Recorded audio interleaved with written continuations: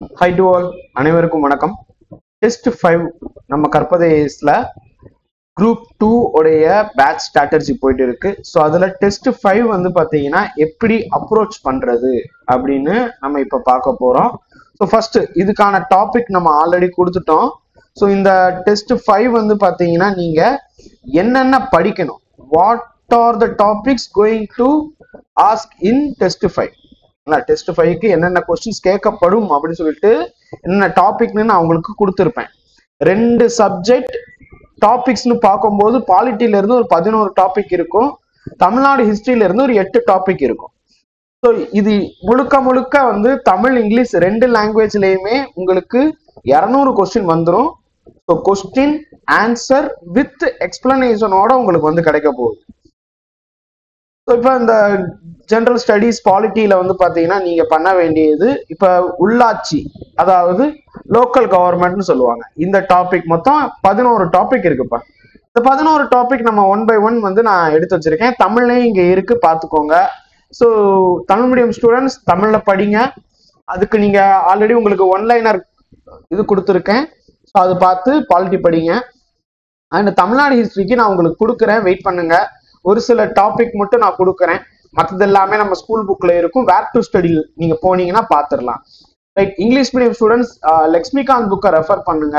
So நீங்க பாத்தீங்கன்னா வேர் to study இங்க நான் கொடுத்துருப்பேன். அதுவும் நம்மளுடைய குரூப்லயே வந்து பாத்தீங்கன்னா எங்கு படிக்க அப்படின்னு சொல்லிட்டு இருக்கும். எங்கு படிக்க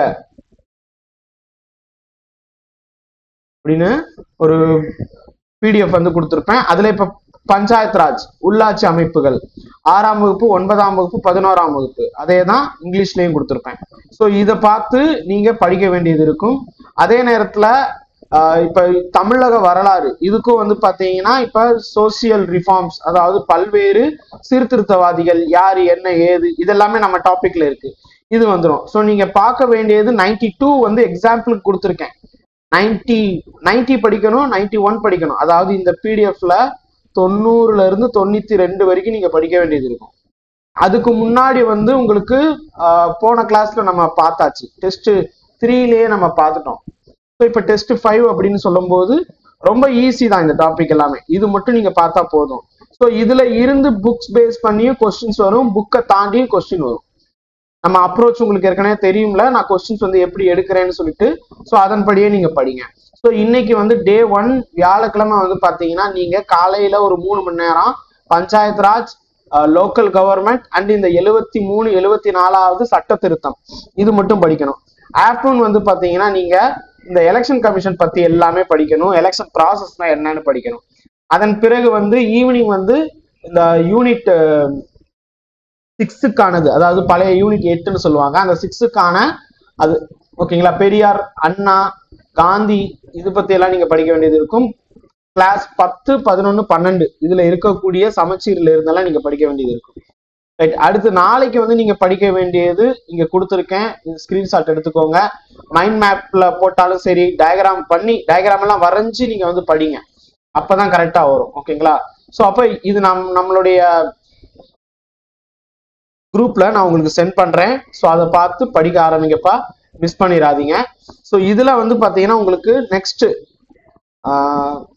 குவிக் ரிவிஷன் மாதிரி ஒரு 25 கொஸ்டின்ஸ் மேக் பண்ணி படிச்சா ரைட். ஓகேங்களா. ஸோ உங்களால முடிஞ்சா உங்களுக்கு நீங்களே கொஸ்டின் வந்து கிரியேட் பண்ணிக்கோங்க, ஓரல் டெஸ்ட் பண்ணுங்க. ரைட். சரி, இது 3ஆம் தேதின்னு சொல்லியிருப்பேன். 3ஆம் தேதி மார்னிங் மட்டும் தான் நீங்க வந்து ரேபிட் நோட்ஸ் ரிவிஷன் எடுக்கிற மாதிரி இருக்கும். 3ஆம் தேதி நமக்கு டெஸ்ட் வந்து பாத்தீங்கன்னா 3 மணிக்கு வந்து உங்களுக்கு அப்லோட் ஆகும். So almost 3 PM. சில தவிர்க்க முடியாத காரணத்தினால இதுக்கு முன்னாடி 6 PM வந்து பாத்தீங்கன்னா உங்களுக்கு இங்கிலீஷ் மீடியம் ஸ்டூடெண்ட்ஸ்க்கு நான் அப்லோட் பண்ணியிருப்பேன்.